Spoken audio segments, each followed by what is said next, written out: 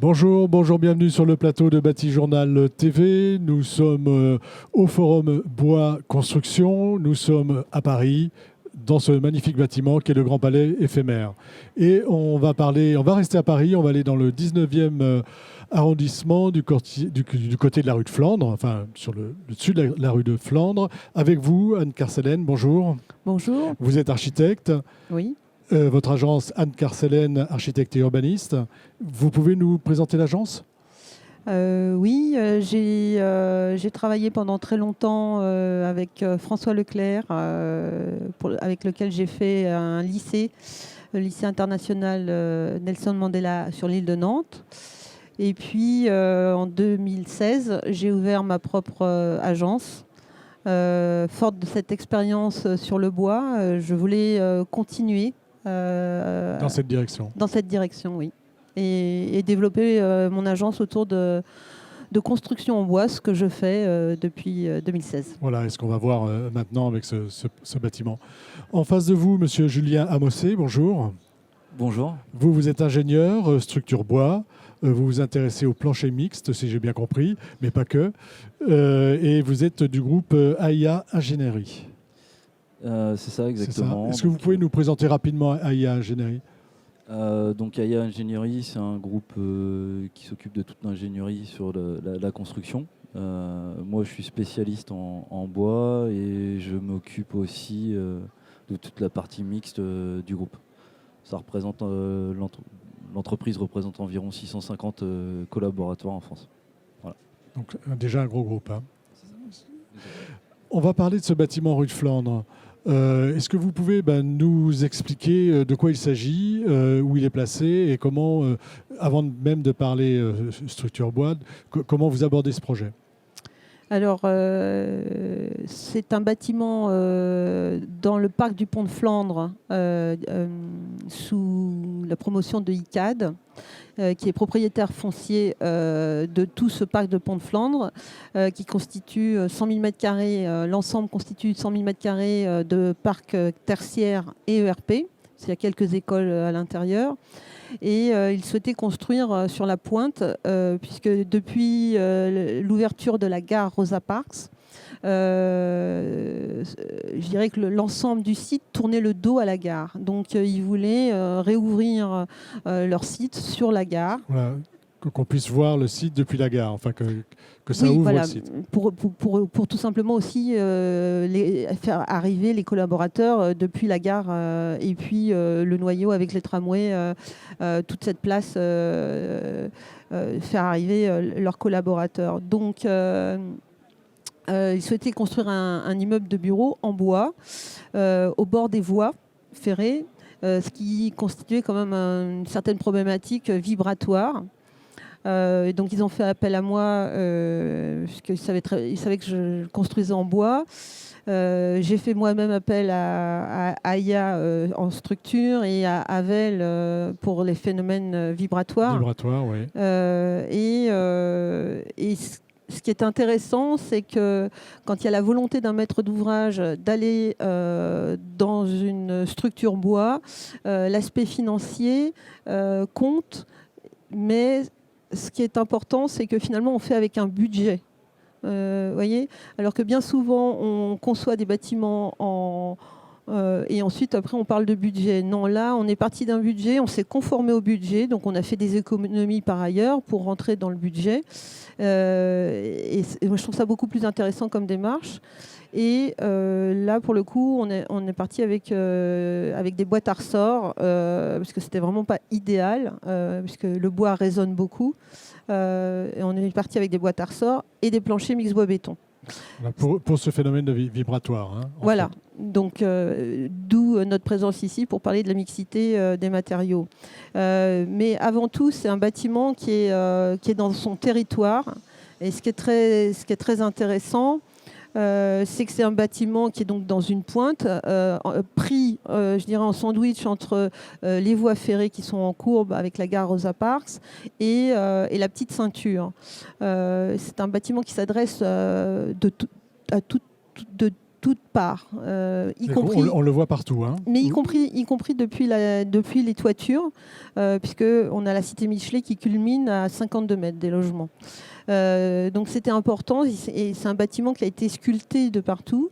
On le montrera tout à l'heure dans notre exposé. Ce qui était important, c'est que finalement chaque façade s'adressait soit aux voies ferrées, soit à la ville, soit aux passants, soit aux piétons, soit à la petite ceinture, à la promenade de la petite ceinture, soit carrément au parc du Pont de Flandre. Et ce bâtiment a été sculpté par toutes ces façades. Et voilà, ce qui est possible avec la structure bois. Ça n'aurait pas été possible autrement ? Bien sûr que si, mais ce qui m'intéresse dans un immeuble en bois, j'avais la commande de faire un immeuble en structure bois, parce qu'ils voulaient avancer sur le phénomène bas carbone. Ce bâtiment a beaucoup de labels. Ce qui est intéressant, c'est qu'avec le bois, on peut réaliser des bâtiments qui ne sont pas des cubes sculptés, puisque le béton, avec ses planchers et ses dalles plates, ont permis de faire des bâtiments finalement en cubes. Et là, on revient à une charpente qui s'exprime, on revient à une toiture qui s'exprime, et c'est ça qui m'a intéressée, c'est de pouvoir sculpter. C'est un projet aussi qui a été monté en 3D et en BIM. Et donc, ce qui est intéressant aussi avec le bois, c'est qu'on peut avoir des arbalétriers de charpente qui soient tous différents et qui forment une toiture à la fois homogène et en même temps qui se décline et qui devient différente et qui évolue. D'accord. Donc là, le bois vous permet beaucoup de choses, mais là, vous utilisez aussi ce qu'il y a de plus contemporain, enfin de plus moderne dans la construction avec le BIM. Vous allez assez loin en fait dans la conception d'un bâtiment en bois. Oui, alors effectivement, c'est associé avec notre capacité aujourd'hui à raisonner en 3D. C'est un projet qu'on a mené en 3D d'un bout à l'autre, y compris même dans les visas. On fait des visas nécessairement en 2D, mais ça ne fait pas apparaître nécessairement, je dirais, l'évolutivité des choses dans les 3 dimensions. Et donc j'avais été déjà pas mal éconduite, on va dire, sur justement notre incapacité à viser des plans et à voir vraiment dans l'espace toutes les implications de ce que l'on vise. Et du coup, je trouve que c'est vraiment l'avantage du BIM aujourd'hui. S'il y en a un, c'est celui-là. C'est celui-là. C'est de pouvoir voir en trois dimensions. Ok, c'est pas notre sujet aujourd'hui. Oui. Mais le sujet... Non, mais c'est moi qui ai rebondi dessus parce que c'est vrai que là, on comprend bien que ce bâtiment a été modélisé et que cette modélisation vous a permis de lui donner sa forme. Oui, c'est une sa forme toiture, sa pente. Il y a une forme très particulière. Vous voulez ajouter quelque chose ? C'était aussi dans les premiers bâtiments réalisés en BIM. On était sur les prémices du BIM au moment de la construction de ce bâtiment. Oui, on a eu un petit prix BIM. Vous avez en plus un petit prix BIM. Alors, sur le mode constructif, cette fois-ci, on va partir sur le bois et sur la mixité en général. Déjà, structure, c'est quoi ? C'est du poteau-poutre, c'est CLT, plancher CLT, mixité avec le béton. Comment ça marche ? Alors, je fais l'introduction et après, je passe à mon collègue. C'est un plancher mixte bois-béton, donc c'est une structure poteau-poutre avec une dalle mince. Mais je te passe la parole parce que Julien, tu es plus à même d'expliquer. Oui. Allez-y. Expliquez-nous cette structure et comment elle fonctionne et comment elle fonctionne dans la mixité. Alors le projet déjà est mixte vraiment sur son ensemble, c'est-à-dire qu'on est sur un terrain qui avait des très mauvaises caractéristiques. Donc on est sur un bâtiment avec de type pieux, avec un niveau de sous-sol gros œuvre pour former un parking sur lequel on vient interposer les boîtes à ressort qui permettent, c'est-à-dire que les boîtes à ressort sont interposées environ au niveau 0, qui correspondent à toutes les vibrations transmises par les voies ferrées. Et c'est à partir de ce niveau qu'on interpose les boîtes à ressort qui permettent derrière d'éviter la retransmission des vibrations liées, on le voit d'ailleurs sur l'image, un peu de la proximité de la ligne de chemin ferré au bâtiment et d'entraîner un phénomène de résonance. Donc ça, c'était pour toute la partie infrastructure. Après, on est sur un niveau rez-de-chaussée en béton armé standard. Et derrière, on est sur 6 niveaux de plancher mix bois-béton posés sur un système de poteau-poutre. Voilà. Charpente. Poteau-poutre bois, hein, on est d'accord. Poteau-poutre bois, bien sûr, avec des poutres intermédiaires aussi en métal.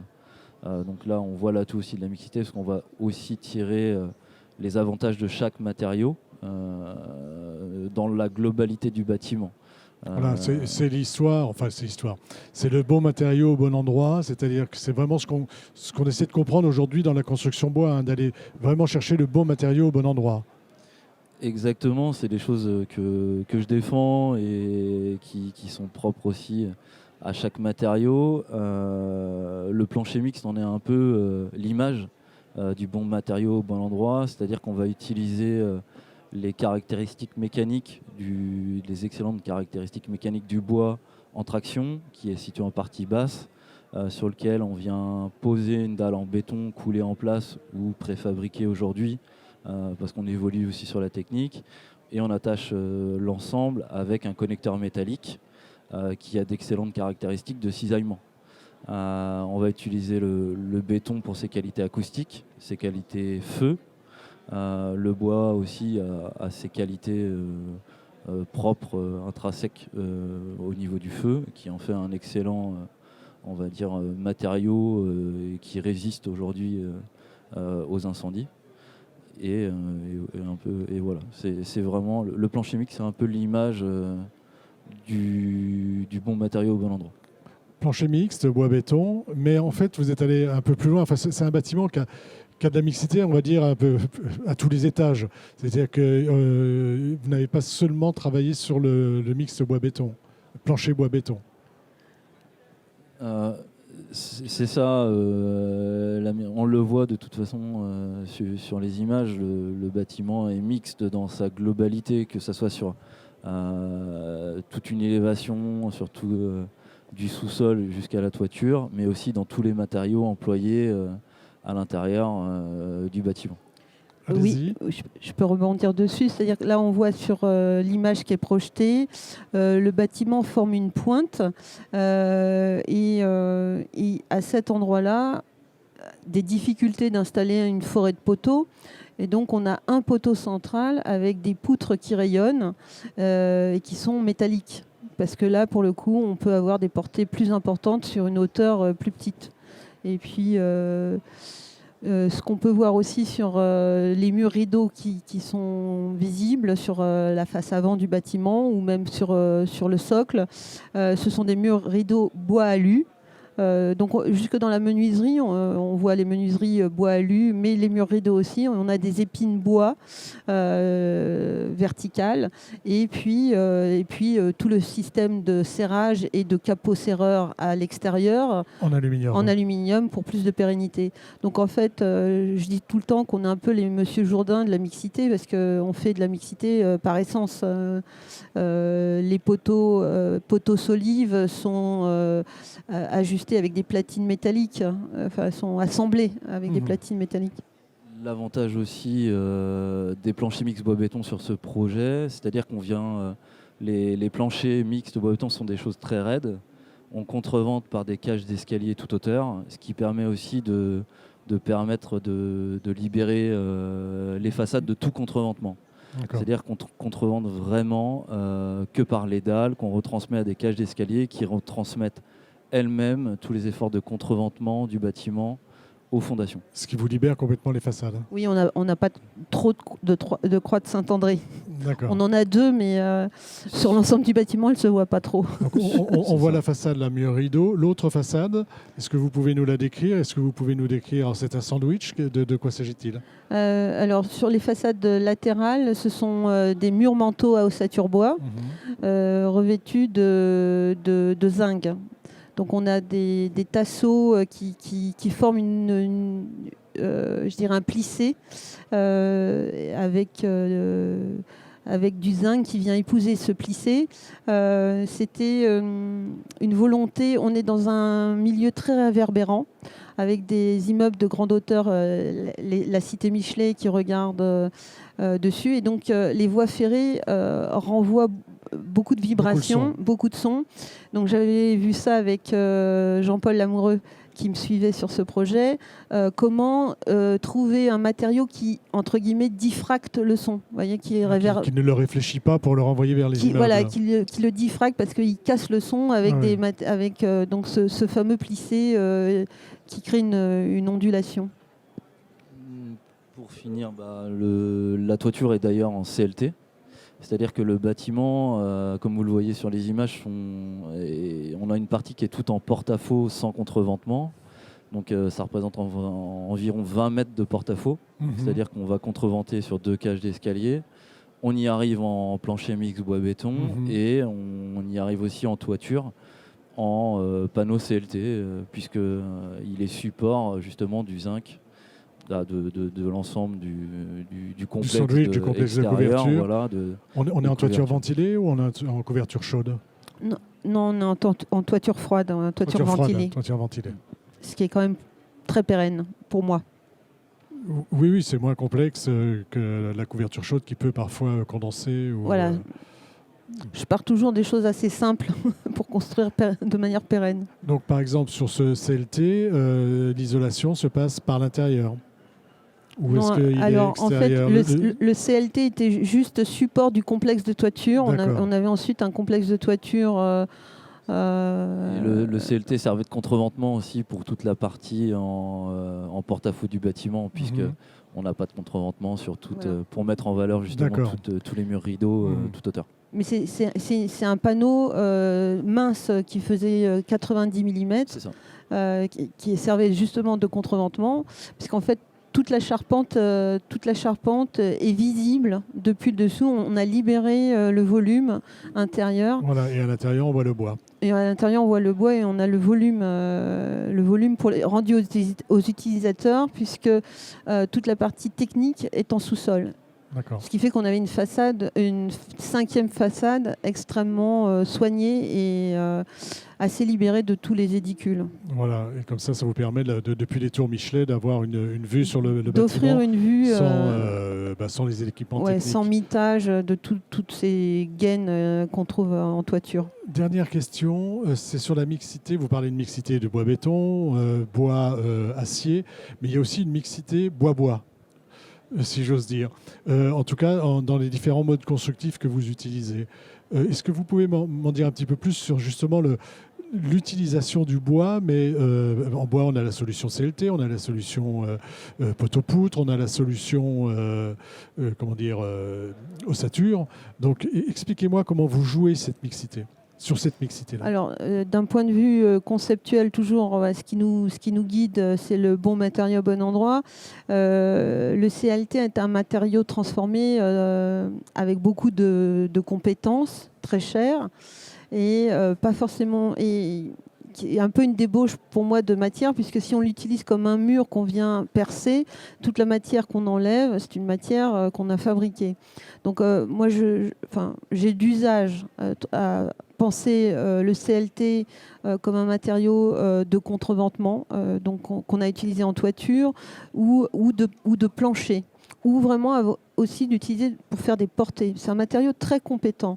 Et par contre, le système poteau-poutre en lamellé-collé, c'est un système assez évidé, puisqu'on utilise des poteaux et puis les murs à ossature bois sont aussi très économes. On arrive à rentrer dans une économie de projet et c'est ce que j'ai indiqué au départ. Le maître d'ouvrage avait un budget qui est un budget pour construire un bâtiment. Et nous, on est dans ce budget et on va réfléchir en fonction de nos convictions qui sont le bois. Mais en tenant compte du budget, on ne va pas avoir forcément une débauche de matériaux. Donc la mixité, effectivement, on pense toujours bois comme si c'était aussi un matériau Oui. unique, alors qu'en fin de compte, on a vraiment, on parle du CLT et du lamellé-collé, mais il y a aussi le KLH, le lami-bois, enfin, qui sont des marques, Oui, mais qui sont des façons d'avoir des lamelles croisées ou orientées, ou même les panneaux OSB, qui servent aussi à faire du contreventement. L'idée là du bâtiment, c'est vraiment d'utiliser les panneaux en mur, donc tout ce qui est façade, mur, manteau, pour la rapidité d'exécution, les temps masqués en atelier, la pose, le système poteau-poutre. On est sur un système économe, sur un poteau-poutre pour redescendre et descendre de charge, qui est aussi rapide en termes d'exécution.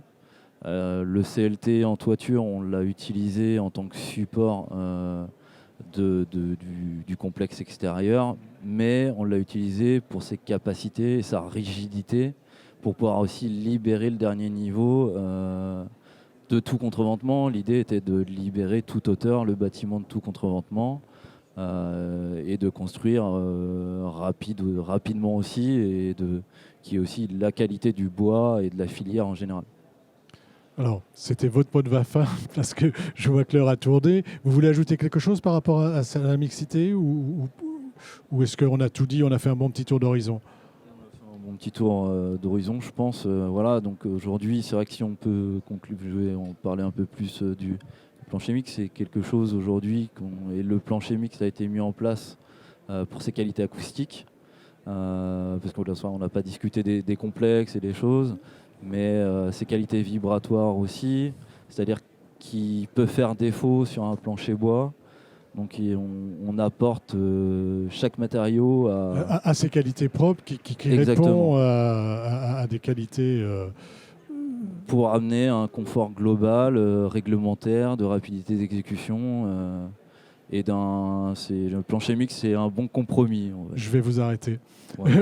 Parce qu'il faut qu'on arrête. Merci d'être venu nous parler de ce bâtiment. Je sais que vous allez en reparler bientôt au forum. Et puis, je pense que c'est un bâtiment qu'on verra dans la presse un jour. Merci d'être venu nous parler donc de ce bâtiment rue de Flandre. Merci. Enfin, c'est pas rue de Flandre, hein, c'est au nord de la rue de Flandre. Une émission à retrouver sur Bâti-Journal TV et sur les sites de nos partenaires que sont le Forum Bois Construction et France Bois Forêt. Merci à vous d'être venus jusque-là.